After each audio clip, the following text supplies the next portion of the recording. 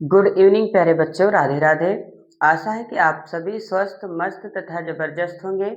आज का हमारा नया टॉपिक है अचालक चादर के निकट विद्युत क्षेत्र की तीव्रता। गॉस के नियम के अनुप्रयोग चल रहे हैं। इसका पहला पार्ट हमने यानी पहला डेरिवेशन हमने कर चुके हैं कि अनंत लंबाई सीधे चालक तार के निकट आप विद्युत क्षेत्र की तीव्रता निकाल चुके हैं। तो इसका दूसरा अनुप्रयोग है गॉस के नियम का अचालक चादर के निकट विद्युत क्षेत्र की तीव्रता प्यारे बच्चों निकालना है। तो इसको हम बेहद जबरदस्त और शानदार समझने वाले हैं। तो वीडियो को पूरा बिना स्किप किए हुए देखते रहना। अचालक चादर मतलब एक पतली चादर हो, बिल्कुल इस कॉपी के आकार के आप मान सकते हैं। तो एक पतली चादर हो जो अचालक होनी चाहिए, जैसे ये कॉपी भी क्या है, एक अचालक पदार्थ है। तो इसका मतलब है कि कोई एक अचालक चादर ले ले, पतली आकार की। तो एक चादर हम बना रहे हैं, तो एक ये चादर है और एक चादर है, तो उस पर हम समान आवेश क्या कर देते हैं, एक समान आवेश वितरित कर देते हैं। एक समान आवेश समान रूप से वितरित कर देते हैं। चालक चादर पर हमने एक समान आवेश वितरित कर दिया है और जिसके अर्थात में क्योंकि अचालक चादर पर हमने समान आवेश को वितरित कर दिया है, प्लस क्यू आवेश को। तो गॉस की प्रमेय है और गॉस की प्रमेय जितनी भी है सब एक बंद पृष्ठ के लिए लागू होता है। तो हम एक बंद पृष्ठ बनाने वाले हैं, वो भी यहाँ भी क्या बनाने वाले हैं, बेलन टाइप बना लें। यहाँ भी हमने एक बंद पृष्ठ बना लिया और इसका नाम जो है बेलन है। तो इस बेलन के प्रत्येक सतह का जो क्षेत्रफल है वो क्या है, ए। इसके भीतर का हर जगह का प्रत्येक सतह का क्षेत्रफल क्या है, ए। अचालक चादर से आर दूरी पर, अचालक चादर से आर दूरी पर यहीं पर हम मान लेते हैं कि ये बिंदु पी है और जिस पर हमें प्यारे बच्चों विद्युत क्षेत्र की तीव्रता ज्ञात करनी है। तो इसी प्रकार यहाँ भी मान सकते हैं, अगर वो बिंदु P है तो ये P डैश है। अब हम जानते हैं कि विद्युत क्षेत्र की जो तीव्रता होती है वो प्लस के कारण बाहर की ओर होती है। तो विद्युत क्षेत्र की तीव्रता प्लस के कारण बाहर की ओर, प्लस के कारण बाहर की ओर। तो विद्युत क्षेत्र की जो दिशा आएगी वो प्लस के कारण कहाँ पर आएगी, बाहर की ओर। यहाँ भी जो भी होगा विद्युत क्षेत्र की जो दिशा होगी प्लस के कारण बाहर आएगी। और क्षेत्रफल सदिश किसी भी पृष्ठ के लंबवत, अर्थात ये हम मेलन इस मार्ग को मान सकते हैं। तो इस पृष्ठ के क्षेत्रफल के लंबवत क्षेत्रफल सदिश की दिशा होगी, अर्थात जो क्षेत्रफल सदिश होगा यहाँ पर क्या हो जाएगा प्यारे बच्चों, क्षेत्रफल सदिश डेल्टा वेक्टर ए। यहाँ भी अगर क्षेत्रफल सदिश बनाएंगे तो पृष्ठ के हमेशा लंबवत, अर्थात में डेल्टा क्षेत्रफल ए हो जाएगा। तो मैंने एक अचालक चादर लिया जिस पर समान रूप से आवेश वितरित किया। एक मैंने गॉसियन काल्पनिक पृष्ठ माना, प्रत्येक पृष्ठ का क्षेत्रफल ए है। इस अचालक चादर से आर दूरी पर एक बिंदु पी है, यहाँ पर पी डैश है। विद्युत क्षेत्र की दिशा प्लस से बाहर की ओर, क्षेत्रफल सदिश डेल्टा ए। और इस प्रकार मैंने एक अच्छे से शानदार डायग्राम चित्र निर्माण कर लिया। अतः अतः बेलन के दोनों बेलन के बेलन के दोनों दोनों सिरों से दोनों सिरों से गुजरने वाला विद्युत फ्लक्स, गुजरने वाला विद्युत फ्लक्स, विद्युत फ्लक्स फ्लक्स।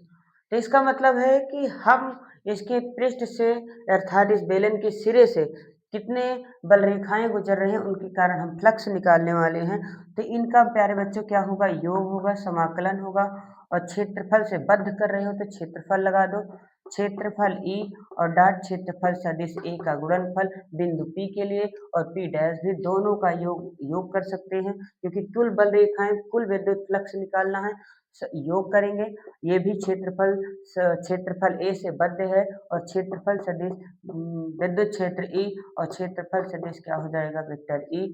तो इस प्रकार से हम फाई ई बराबर क्या लिख सकते हैं, इसका अदिश गुणनफल क्या होता है प्यारे बच्चों, इसका अदिश गुणनफल ई डेल्टा ए कॉस थीटा होगा। और यहाँ भी प्लस का ए ई डेल्टा ए कॉस थीटा होगा, ई डेल्टा ए कॉस थीटा। अब cos थीटा बराबर देखिए क्षेत्रफल सदिश की दिशा भी वही, विद्युत क्षेत्र की दिशा भी एक है। क्षेत्रफल सदिश यानी जो विद्युत क्षेत्र और क्षेत्रफल सदिश एक ही दिशा में होने के कारण जो थीटा बराबर है वो 0 है। तो 0 है तो cos 0 अंश का मान 1 होता है, तो इसका समाकलन a का e इंटू क्या हो जाएगा डेल्टा ए प्यारे बच्चों प्लस का a और e इंटू डेल्टा ए हो जाएगा। cos 0 अंश का मान 1 होता है, 1 से गुणा करेंगे तो e डेल्टा ए प्लस का e डेल्टा ए आएगा। यहाँ पर हम विद्युत क्षेत्र E को कॉमन कर सकते हैं, तो फाई E बराबर हम लिख सकते हैं क्या, E लिख लें और समाकलन A के बद्ध डेल्टा A का प्लस का E को कॉमन कर लें समाकलन A के बद्ध डेल्टा A का, इस प्रकार हम लिख सकते हैं। तो हम वी नो दैट हम जानते हैं फाई E बराबर डेल्टा A क्षेत्रफल है, इसका समाकलन क्या होगा कंप्लीट A बनेगा प्लस का ये भी कंप्लीट A बनेगा, क्षेत्रफल कंप्लीट A बनेगा। यहाँ से फाई E बराबर आएगा 2EA, दोनों ऐड हो जाएंगे क्योंकि E और प्लस का EA दोनों मिलकर 2E बनेंगे। वी नो दैट हम जानते हैं गॉस की प्रमेय कि Q अपॉन अपसाइलन नॉट बराबर क्या होता है फाई E। तो फाई E की जगह गॉस की प्रमेय क्या होती है Q अपॉन अपसाइलन नॉट होता है, तो फाई E की जगह हम Q अपॉन अपसाइलन नॉट रख सकते हैं।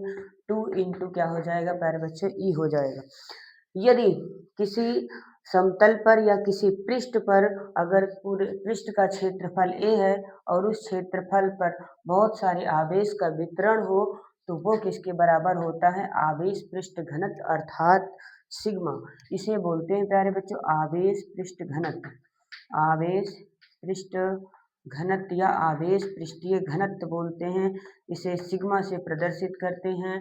तो सिग्मा बराबर Q अपॉन एक प्रति एकांक क्षेत्रफल पर किसी पृष्ठ पर एक समान आवेश वितरित हो तो उसे आवेश पृष्ठ घनत्व बोलते हैं, इसे सिग्मा से प्रदर्शित करते हैं। सिग्मा बराबर होता है Q अपॉन ए होता है, तो Q का मान यहाँ पे रख दें तो क्या होने वाला है सिग्मा इंटू ए, सिग्मा इंटू ए अपॉन में क्या होगा अपसाइलन नॉट, ये किसके इक्वल हो जाएगा, ये इक्वल होगा 2 इंटू ए से ए कैंसिल आउट हो जाएगा। अर्थात अगर यहाँ पर हम विद्युत क्षेत्र की तीव्रता निकालें सिग्मा ऊपर होगा 2 प्यारे बच्चे नीचे अपसाइलन नॉट, इस प्रकार से ये अचालक चादर के कारण विद्युत क्षेत्र की तीव्रता निकल कर आ जाएगी और विद्युत क्षेत्र का मात्रक क्या होता है न्यूटन प्रति कूलम होता है। विद्युत क्षेत्र आवेश पृष्ठ घनत्व पर उस आवेश पृष्ठ के भीतर कितने आवेश हैं उस पर निर्भर करता है और ये निर्वात की विद्युतशीलता अपसाइलन नॉट है। तो E बराबर सिग्मा अपान 2 अपसाइलन नॉट, इस प्रकार से हम अचालक चादर के निकट विद्युत क्षेत्र की तीव्रता बहुत ही शानदार और जबरदस्त तरीके से ज्ञात कर चुके हैं। यदि आप चैनल पर नए हैं तो चैनल को सब्सक्राइब, लाइक, कमेंट, शेयर जरूर करें। आप सभी प्यारे बच्चों का बहुत बहुत आभार, धन्यवाद। जय हिंद, जय भारत।